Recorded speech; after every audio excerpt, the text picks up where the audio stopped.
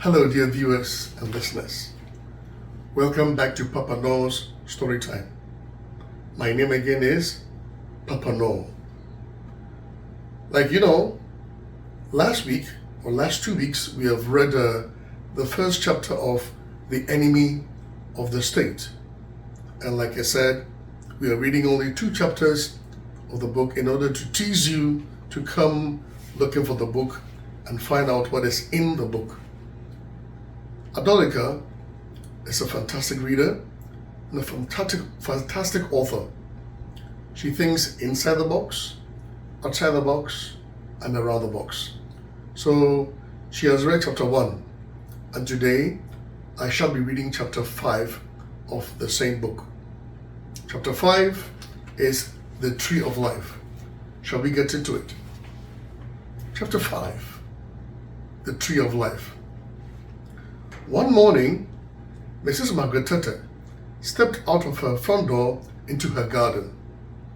She gazed at the 3 big mango trees in front of her. The rough bark of the tree trunks and their gnarled branches, which were generously sprinkled with numerous pale yellow blossoms. A few mangoes had already formed and were ripening. Dark green, firm, some tingled with a hint of emerging green. These mangoes were Mrs. Tutter's pride and joy. They weren't any type of mango, mind you. They were 5 times the size of the small local mango variety, and when ripe, weighed at least 2.5 kilos each. Their sweetness and succulence were unrivaled. Mrs. Tutter saw a hint of the hazy Equiapim range in the far distance. The air was cool and breezy. Then it started to drizzle. Mrs. Tutter squinted at the electric pole in the street to the left of her house. The tip of the electric pole was effusing light sparkles like fireworks at Christmas. "Oh my goodness," she said in a barely audible tone, and rushed back into the house. "The pole is burning! The pole is burning! The pole is burning! Somebody come! The pole is burning!" she stated to her husband. Beatrice, the house help, who was ironing Mrs. Tutter's new dress, was down in the hallway. She was a terrible gossip and froze with the iron in mid-air to hear the conversation. "How?" Mr. Tutter replied with a look of disbelief. He looked unfazed. The alarm in Mrs. Tutter's voice was now tinged with irritation. "Sparks are coming off the top of the pole right now, in front of our house, practically touching the trees. What if they catch fire? What if the house burns down?" Anything that made Mrs. Tutter feel that this house was under threat was always worth investigating. He placed his cup of Choco Life on the chicken counter and shuffled towards the front door. He opened it and looked up. He narrowed his eyes to single out the pole behind a thick layer of mango leaf trees.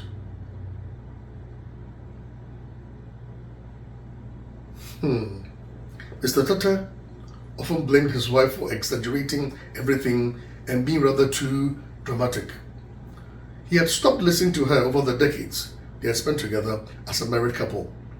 Now, as they approached retirement age, their conversation had derailed further into a staccato of yes and no's, yeses and no's, yes, no, yes, no.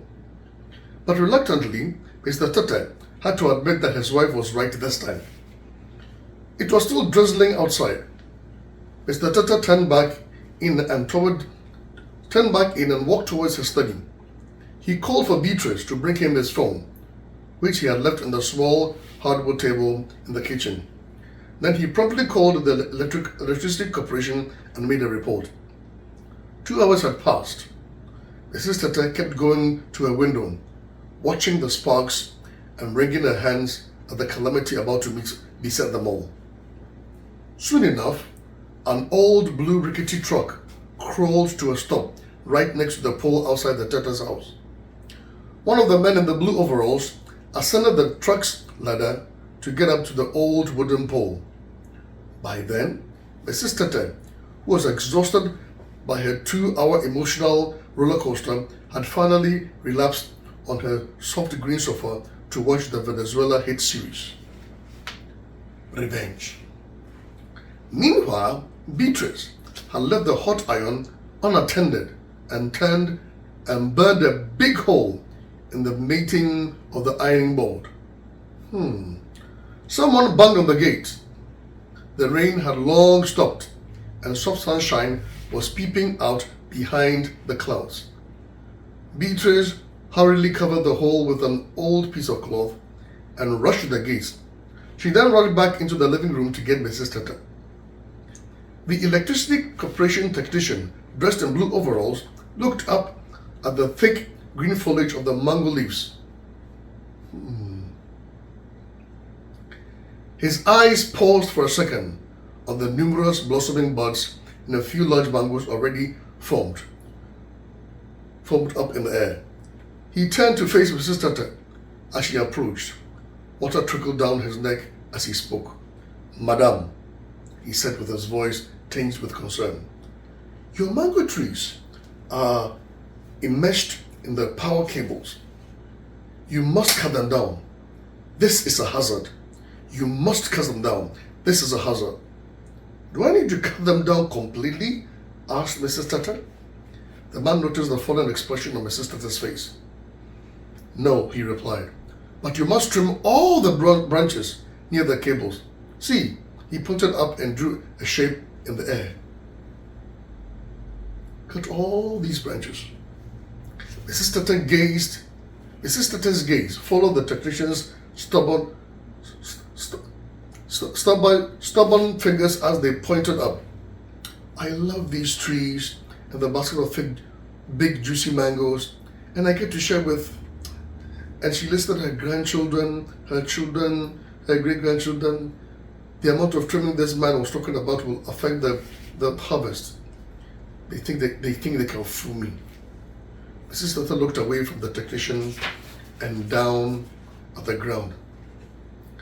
She was lost in thought as the technician carried on with his instructions. "What are you talking about?" interjected Mr. Tata as he shuffled to the gate. The technician stepped back and walked along the sidewalk, pointing out the branches to Mr. Tata. The older man followed obediently, looking up thoughtfully and nodding in response to the technician's words. Mrs. Tata stepped away from the gate. She noticed Beatrice standing at the main door and staring at her. "Why are you standing there?" snapped Mrs. Tata.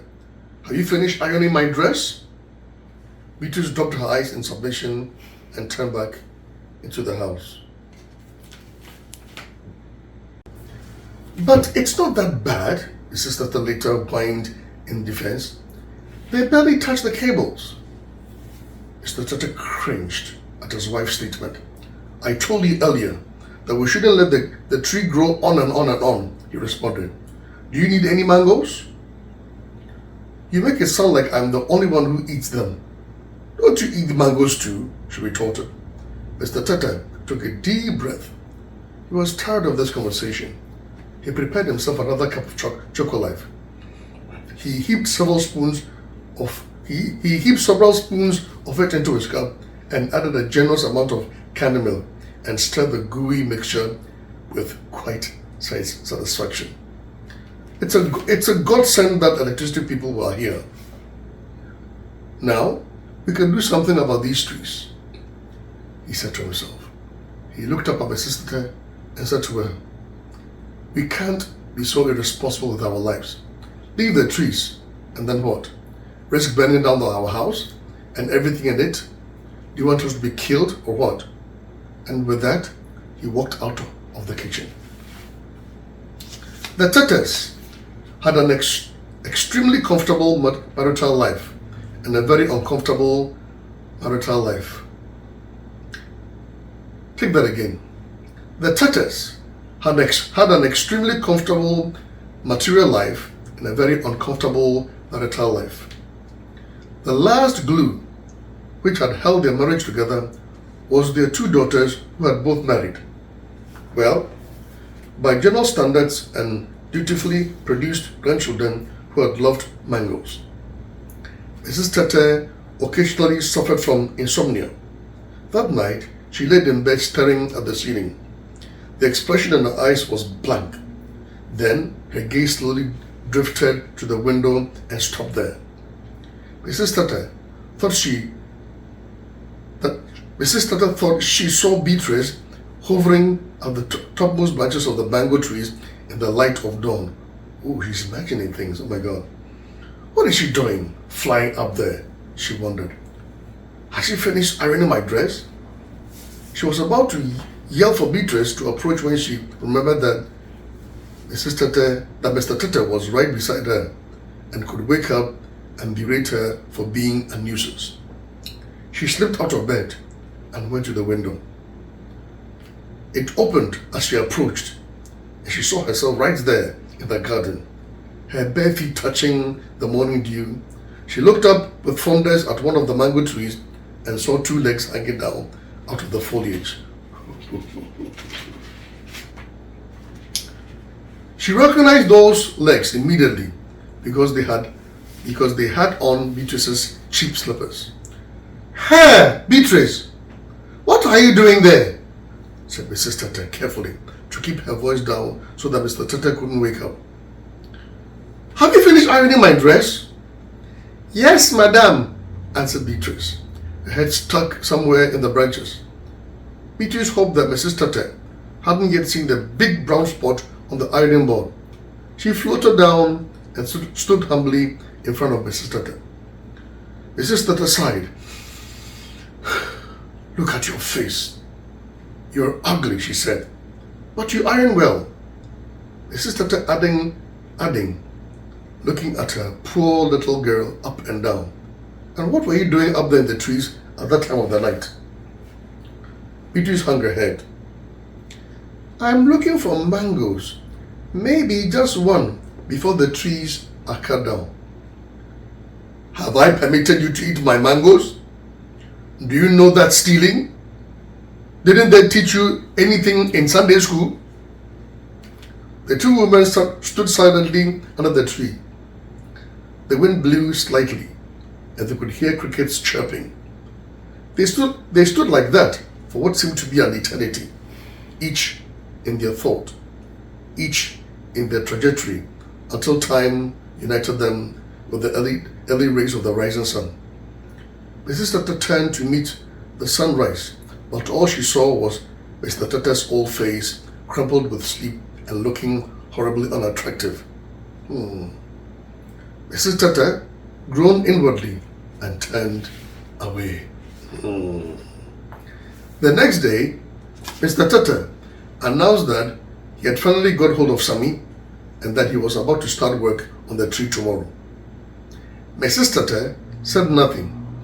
She consoled herself. She settled in front of the television to watch a wedding scene in Revenge.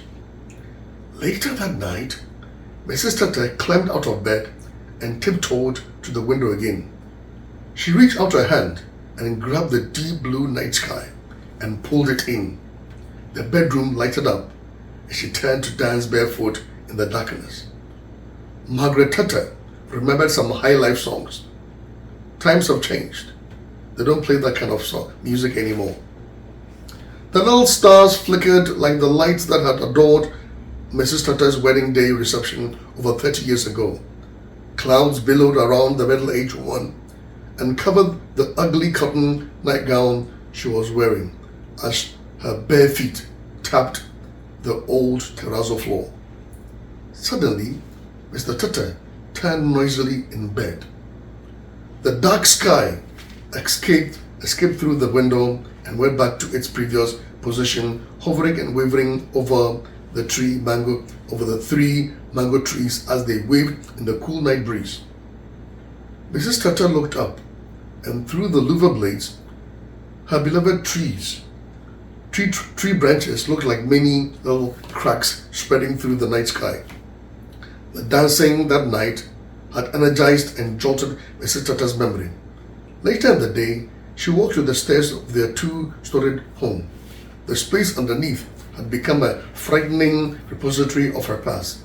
It was full of stuff and looked despondent and overgrown with thick brown dust. That place needs some cleaning. Mrs. Tata instructed Beatrice to pull up a tired-looking pale green suitcase, dust this, and take it to her room. Beatrice opened it and stood there pretending to look down at her thick-soled feet. She was hoping to find a reason to stay with the older woman. She wanted to see what was in the suitcase. "Go!" commanded Mrs. Tata, rather unceremoniously, and watched as Beatrice dragged her feet out of the room and closed the door silently behind her. Mrs. Tata opened the bag. The smell of camphor balls wafted up her nose as she turned the sack of clothes in the open suitcase. There were clothes from her first decade of marriage, clothes that she could not get into anymore. Most were custom clothing of African cloth, timeless prints passed on from generation to generation in various color variations. They felt welcoming and familiar, but Mrs. Tata couldn't help noticing how unfashionable and even ridiculous the cut and details of these clothes were. She suddenly felt old. When Aku comes to pick up a basket full of mangoes, I will pass these on to her. She can rework them, mused Mrs. Tata. Then she remembered that Sammy was coming in tomorrow to cut down her beloved trees. A knot formed in her stomach. She let out a deep sigh and laid out all the selected clothes on her bed. I will give these to Beatrice to iron, she thought to herself. She stepped out of her room. The walkway was dark. Sammy came in early, at 7. He carried with him an old sack that once contained Vietnamese rice. It was full of newly sharpened cutlasses and an axe.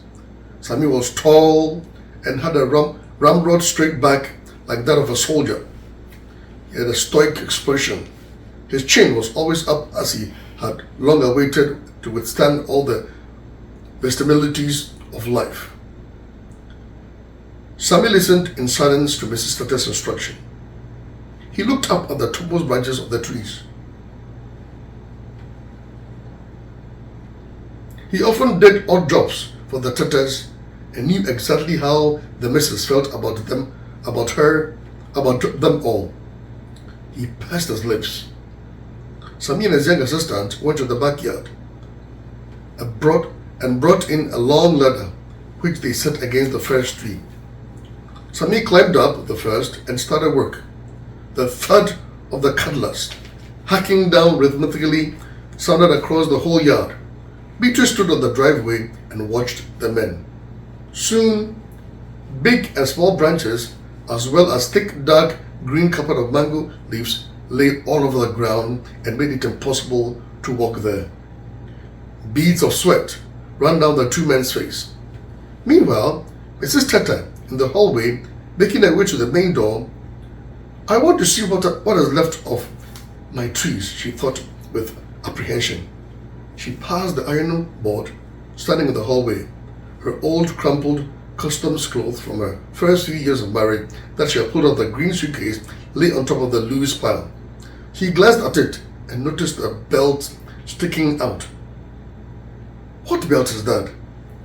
She approached, took the belt, and tugged at it, but it wouldn't budge.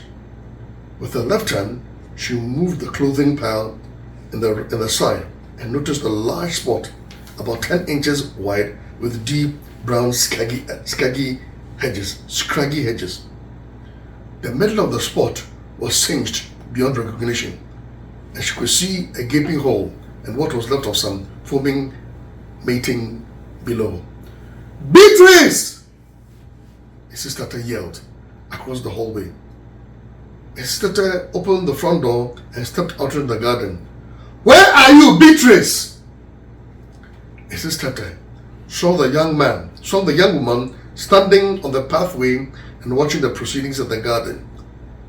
She walked to her and raised her hand as if to strike her, but her arm froze in mid-air as Beatrice's large eyes stared back at Mrs. Tata. Mrs. Tata's shoulder and her mouth let out a piercing scream. I can't do it. Mrs. Tata turned to where Beatrice was looking. Sammy was running across the garden. Mrs. Tata saw her husband lying senseless on the floor with his head bloody and crushed from a blow. A few red roof tiles were lying next to his head, where they had slid and fallen from a branch with some heavy mangoes had inadvertently landed on some loose tiles at the edge of the roof with great force. Poor Mrs. Tata, poor Mr. Tata, had momentarily stepped forward to the edge of the overhang to bark out instructions to the men. Mrs. Tata ran to him and held him for the first time in several years. She bowed her head to the senseless man. She bowed her head to the senseless man's chest in utter confusion and remorse. She looked startled at his bloody skull, his black kinky hair turning a rusty brown before her eyes, and a few crushed mangoes sprawled side by side on the ground, skin broken. Their soft yellow mango pulps slowly turning and becoming fused with red blood, trickling down Mr. Tata's head. Mrs. Tata's wide open eyes turned to search for Sammy. She opened her mouth to shout instructions, to help him get the old man into the car, but no sounds came from her mouth. No sound came from her mouth. The only unmistakable sound was Beatrice's resounding scream that sounded like that of a siren of an ambulance approaching in the distance. The end. So, ladies and gentlemen, see, I told you, her imagination is wild. She does think outside the box, inside the box, and around the box. I hope you enjoyed the 2 chapters that we read to you. Thank you very much for taking your time to listen to this story time. Thank you very much for taking your time to listen to Papa-Norr story time. Hope to see you again soon. My name once again is Papa-Norr.